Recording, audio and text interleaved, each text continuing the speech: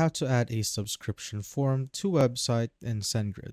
So first is you just simply need to log into your account, and once you're logged in, you just simply need to navigate to the marketing section here on the left sidebar, then click on it. And once you're here, you just simply need to click on sign up forms. Then wait for it to load. And once you're redirected right here, you will just simply need to find the form that you want to use or click to create a new one, which is right here, create a sign up form.